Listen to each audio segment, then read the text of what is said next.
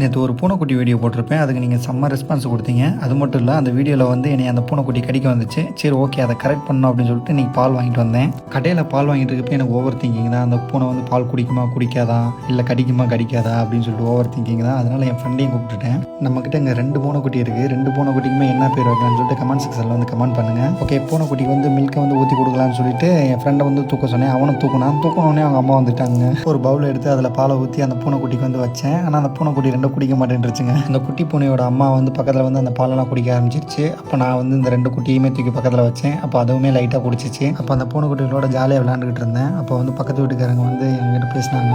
அந்த பெரிய பூனை வந்து அவங்களோட பூனை தாங்கன்னா, அவங்களோட பூனை தான் குட்டி போட்டிருக்கான். அந்த பூனை குட்டி போட்டுச்சுன்னா அந்த மாதிரி கோயிலுக்கு விடுறதா வந்து வேண்டியிருந்தாங்களாம். அதனால் அந்த பூனையை வந்து கோயிலுக்கு விட்டுருவாங்களாம். நிறைய பேருக்கு தெரிஞ்சிருக்கும், உங்கள் ஒசூரில் இருக்கீங்க அப்படின்னா அந்த மலை கோயிலில் தான் அந்த பூனையை வந்து விடுறதா சொல்லியிருந்தாங்க. அது என்ன ஏதுன்னு எனக்கு டீட்டெயிலாக தெரியல. நான் வந்து பெருசாக அவங்க கூட பேசலை, நான் கம்முன்னு விட்டுட்டேன். அந்த பூனைக்குட்டியவே நேற்றுக்கு இன்றைக்கி மட்டும் தான் நான் பார்த்துருக்கேன். ஆனால் எனக்கு ரொம்பவுமே கொஞ்சம் ஃபீலிங்காக இருந்துச்சு அவங்க அதை அந்த மாதிரி சொல்லவுமே. ஓகே, என்ன நடந்தாலும் பரவாயில்ல அப்படின்னு சொல்லிட்டு நானும் அப்படியே கொஞ்சம் அமைதியாக விட்டுட்டேன். உங்களுக்கு இந்த மாதிரி வீடியோஸ்லாம் பிடிக்கும் அப்படின்னா நம்ம ஐடியா ஃபாலோ பண்ணிக்கங்க. நான் நிறையா ஸ்டோரிஸ் ரிலேட்டடான வீடியோஸ்லாம் நிறையா போட்டுட்ருக்கேன்.